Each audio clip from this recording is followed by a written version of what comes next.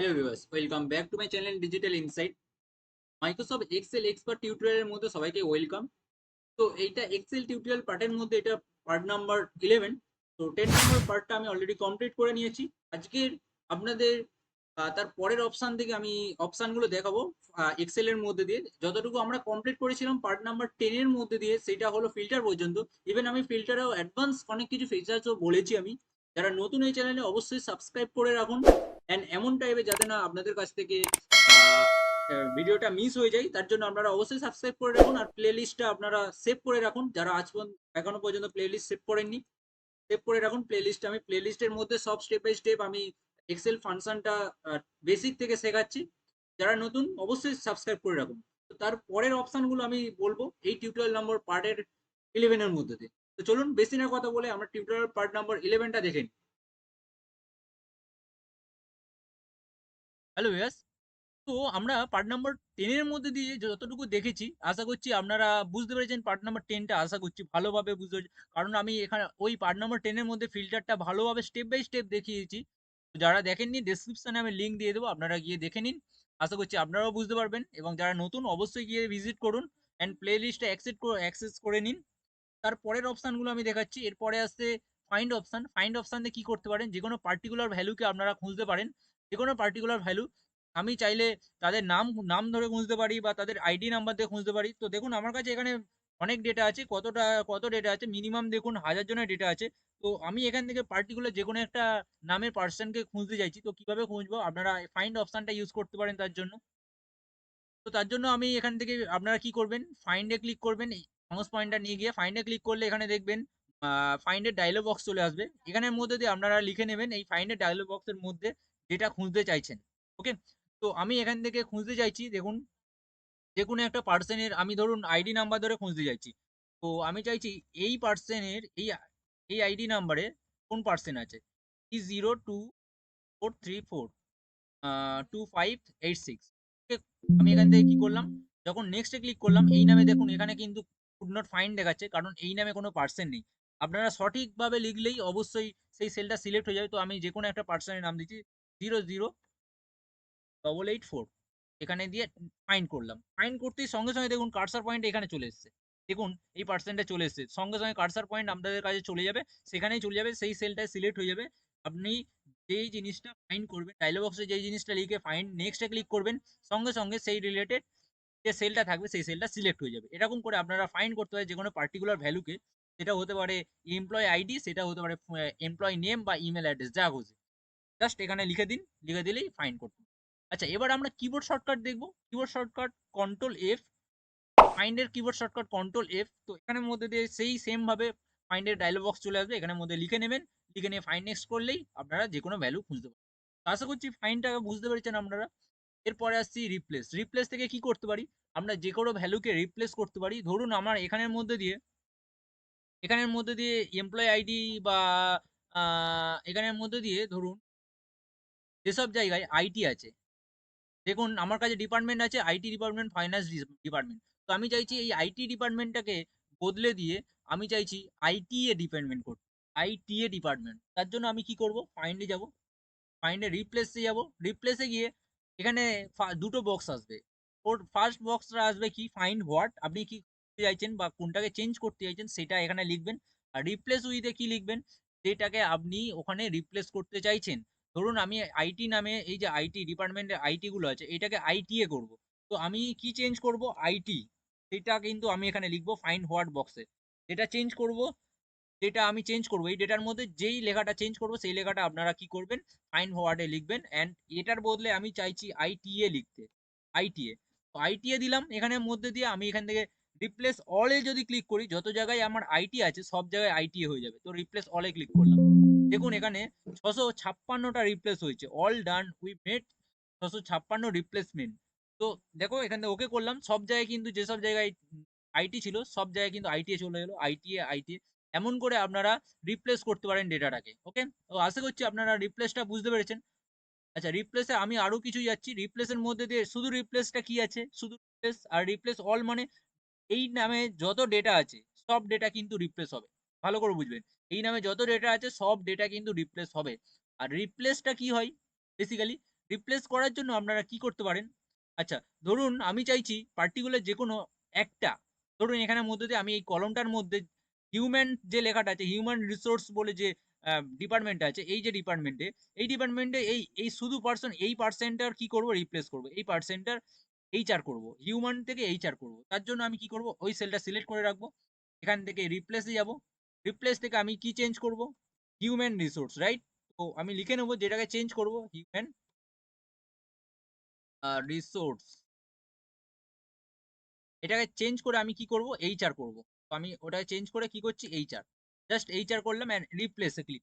দেখুন সঙ্গে, সঙ্গে যখন রিপ্লেস এ ক্লিক করলাম, একটা রিপ্লেস হলো। আমি রিপ্লেস অল এ ক্লিক করলে তাহলে কিন্তু এই নামে যত হিউম্যান রিসার্চ বলে যে রিসোর্স বলে যে এটা আছে, আ ডিপার্টমেন্ট আছে বা এখানে এই নামে যা সেলের মধ্যে যা লেখা থাকবে সব কিন্তু HR হয়ে যাবে। তো রিপ্লেস অল এ যদি আমি ক্লিক করি কি হচ্ছে? আচ্ছা, রিপ্লেস ক্লিক করছে কি হচ্ছে?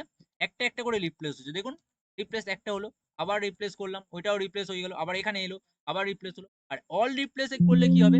অল ১০০ টা ২০, ১২০ টা কিন্তু রিপ্লেস হয়েছে। সঙ্গে, সঙ্গে সবকটা কিন্তু রিপ্লেস হয়ে HR হয়ে গেল।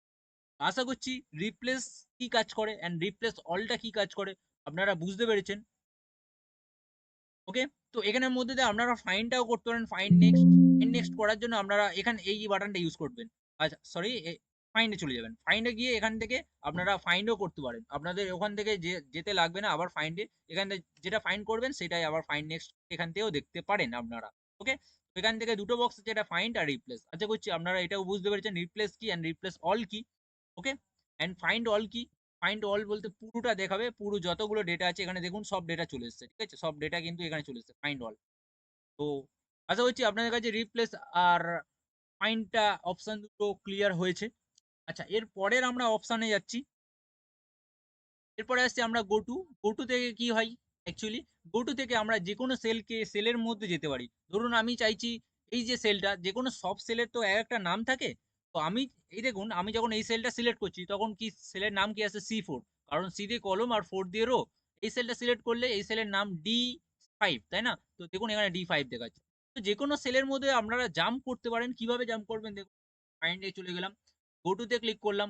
এখানে গো টু থেকে রেফারেন্স দিয়ে দিলাম। কি রেফারেন্স দেবো? আমি চাইছি এখান থেকে যেতে D10 এ, D10, D10 যে সেলটা আছে সেই সেলে যেতে। অ্যান্ড ওকে করলাম।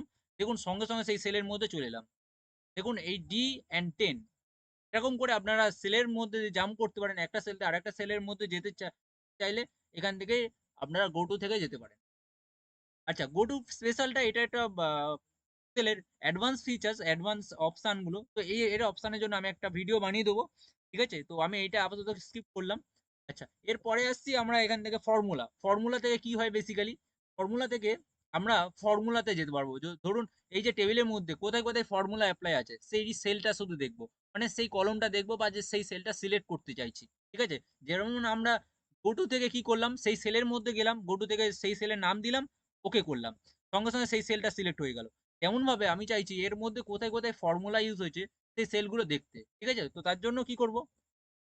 তো আমরা ফর্মুলার জন্য আমি একটা ডেটা ওপেন করে রেখে দিয়েছি। দেখুন এর মধ্যে দিয়ে দেখুন আমার কাছে এখানে কি আছে, কি, কি ভ্যালু আছে, জাস্ট সেলের মধ্যে দেখুন শুধু লেখা আছে। এটা AB লেখা আছে। এই সেলের মধ্যে কিছু টেক্সট নাম্বার লেখা আছে। এই সেলের মধ্যে কিছু নাম লেখা আছে।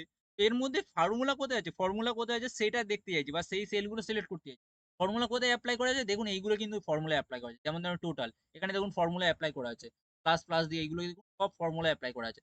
আমি যদি চাই এইগুলো দেখতে চাই, পার্টিকুলার ফর্মুলা যে কলম হোক বা সেই যে সেল হোক সেই সেলগুলো দেখতে চাই, তার জন্য কি করব? ফাইন্ড থেকে এখান থেকে চলে যাব, ফর্মুলাতে ক্লিক করব।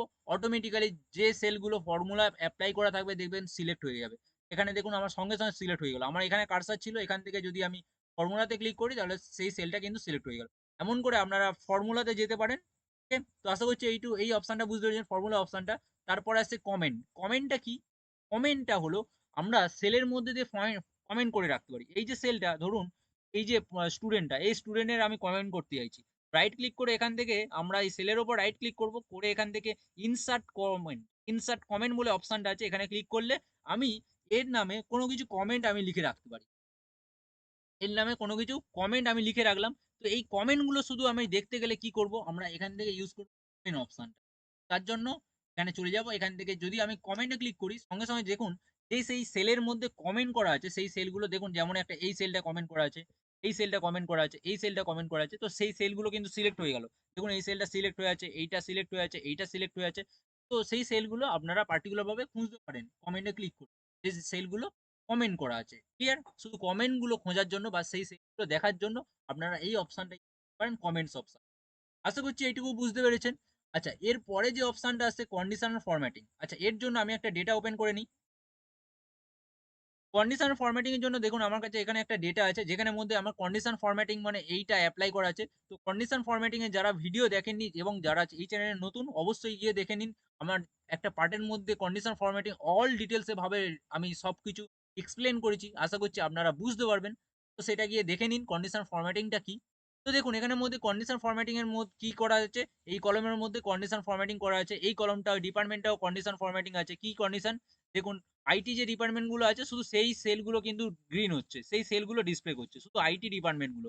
তো আমি চাইছি যে, যে সেলের মধ্যে বা যে কলমের মধ্যে কম কন্ডিশন ফরম্যাটিং এপ্লাই করা আছে সেই কলমগুলো দেখতে চাই। বা সেইগুলো দেখতে চাই।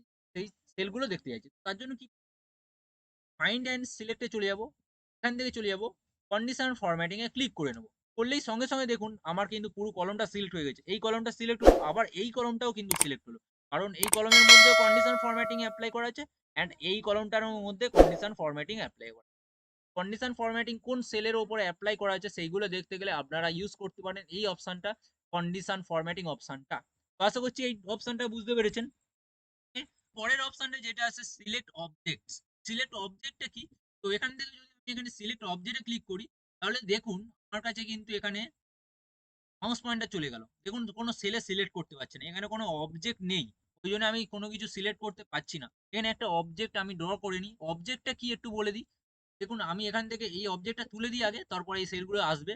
না হলে যদি আমি অবজেক্টটা এটাকে সিলেক্ট করে রাখি তাহলে এই অপশনগুলো এই অপশনগুলো কিন্তু কাজ করবে না। তো আমি এটাকে আবার ক্লিক করে তুলে দিলাম।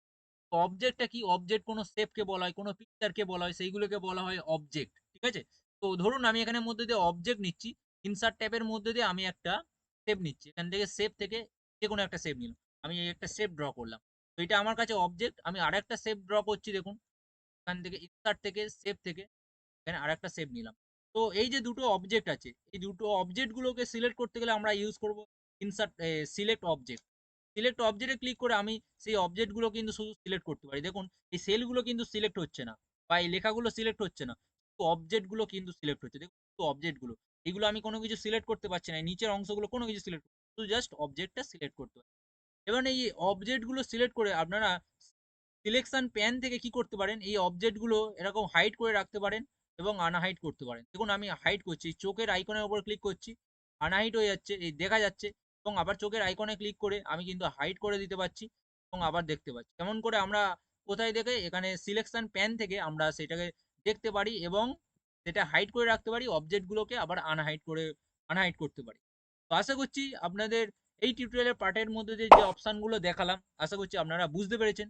এন্ড যারা নতুন এই চ্যানেলে অবশ্যই প্লে লিস্টটা অ্যাক্সেস করে নিন। এর পরেও ভিডিও আসতে চলেছে এক্সেলের মধ্যে আরো অ্যাডভান্সের আমি অনেক অপশন দেখাবো এক্সেল এই টিউটোরিয়াল পার্টের মধ্যে। এবং অবশ্যই আপনারা এই চ্যানেলটাকে সাবস্ক্রাইব করে রাখুন, সাবস্ক্রাইব করতে ভুলবেন না। এন্ড ভিডিওটা কেমন লাগলো অবশ্যই কমেন্ট করে জানান।